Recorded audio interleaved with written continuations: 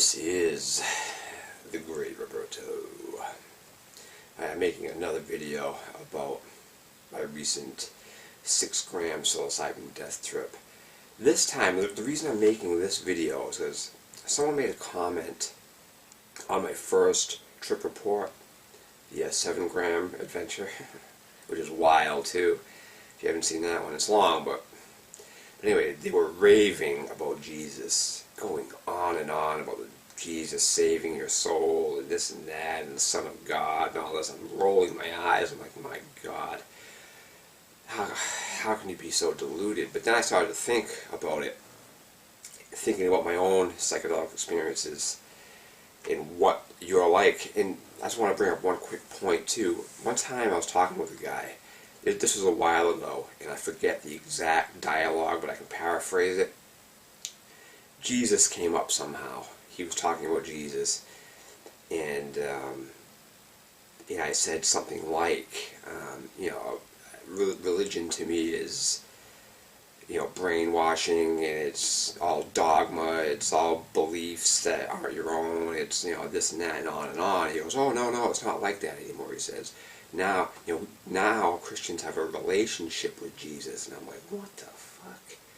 So even they know on some level that what they're spouting is bullshit. They don't really understand it, so they got to change it to make it fit, so they can have an argument with someone who calls them on their bullshit. So they change it to having a relationship with Jesus. It's not about dogma anymore. So I'm like, okay, so you talk to Jesus, so whatever. So, with that, but now I'm thinking about it. Oh, and then, sorry, in that same dialogue, in that same conversation, he honestly says, he said, this is his language. He says, all I know is that I'm a no-good sinner, and if it wasn't for Jesus, I'd be going to hell, or something like that. But his words were, I'm a no-good sinner. And I was like, what? How do you walk around with that perspective of yourself? How do you think like that? But then I started thinking about what happens in those deep psychedelic trips. Especially this most recent one a couple of days ago. I was in a state at one point where all I could do was like apologize to the universe, God, whatever you want to say, if I ever hurt anybody in everything I do, because it exposes you to what a fucking rotten asshole you can be, even though, you move through the world trying not to be, and you try to be a good person, but still, it shines a light on everything that you've ever done and who you are, and invariably, because we're human beings and not perfect, we all have a dark side, we all have that shadow aspect where we do things that might not be, perfect. And I was just saying, oh my God, I'm so sorry if I ever hurt anybody or anything. I'm so sorry, and it drives home, the message of loving, being kind, being generous, being empathetic, being courteous, all these good positive qualities. It just drives that home. It also drives home the point where you would never want to hurt anybody or anything. The thought of hurting anybody or anything is just beyond blasphemous. It's just repugnant. It's something that you just, at the very core of your being, is just something that is abhorrent to you to hurt anybody. Now, with this discussion, there's a man out there, his name is John Allegro, and he wrote a book called The Sacred Mushroom and the Cross. And what he is a Dead Sea Scrolls scholar, and he spent years translating or reading over the Dead Sea Scrolls. And this guy is like the man who would be able to do it. He's like versed in ancient Aramaic. He knows all the ancient languages and what they mean and what they were trying to say. And the conclusion that he came up with was that Jesus was a psychedelic mushroom. Not a man, but a psychedelic mushroom. And you can understand that, as ridiculous as that may sound on the surface, you can really understand that being true, because the messages that Jesus teaches are the messages you learn in the deep, deep psychedelic trips like that. And then when Jesus says, the way to heaven is through me, I mean, because if you didn't take psychedelics, especially the deep trips like that, you just wouldn't know. Because you're a human being and you're cut off from that information, you just wouldn't know about what is out there. You wouldn't know that. You wouldn't be shown who you are like that. And all the things like forgiveness, mercy, love, you learn what those things mean in the deep psychedelic trips. It isn't just... It's like when you're a kid and you do something wrong and your parents say, okay, now say you're sorry, and you just half-assed, half-heartedly, I'm sorry. No way. When you're in the psychedelic realm like that, you are apologizing from your soul. And I can't even emphasize it enough. And now look at the Buddhists. The Buddha himself, but the Buddhists and his message of kindness, compassion, love, all these wonderful qualities, and there's evidence out there that suggests that the Buddha took mushrooms himself. They reference, I watched one video about it, and one guy referenced what they called the sapphire umbrella, the sapphire handled umbrella.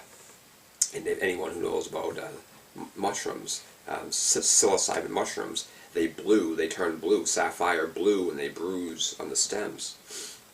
And Sanskrit, I learned, doesn't have a word for mushroom because they took it out. Sanskrit is like this language that was made up for everybody to understand each other. But Sanskrit doesn't have a word for mushrooms. They took it out. They didn't put it in there when they made the language for a reason. And then one other thing, in India, what do they revere above anything else? The cow. The cow, the fucking cow of all things. And where do mushrooms grow? They grow in or near cow shit.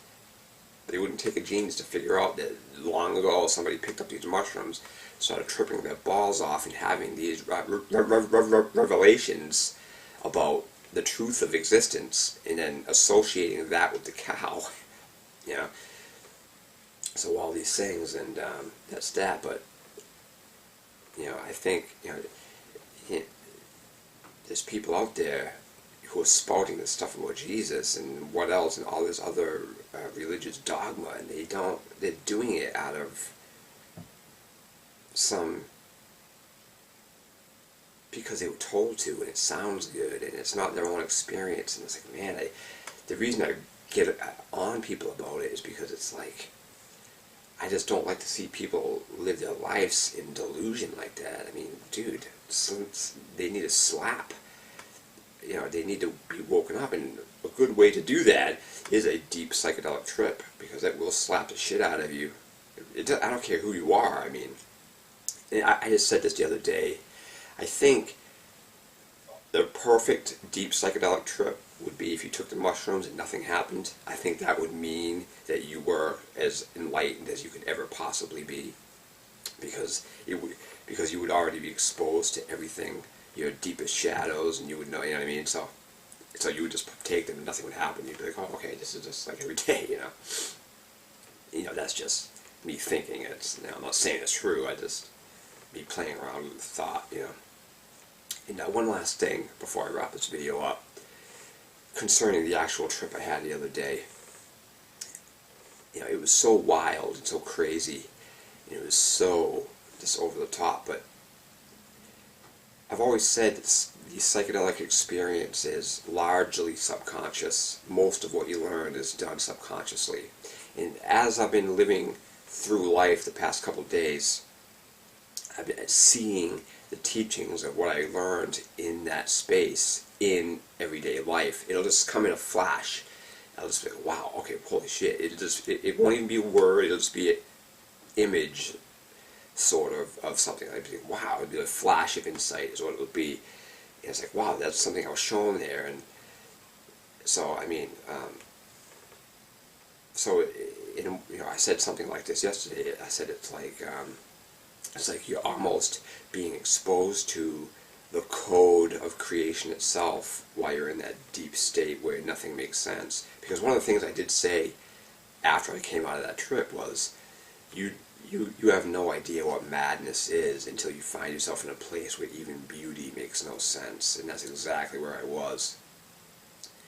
And it was crazy, but as I'm living, I'm starting to see, like, oh wow, having these insights. That's why I'm making so many videos about this trip, because it's just, I keep coming up with more things, and I think it's important to document it. So that's it for now. Thanks.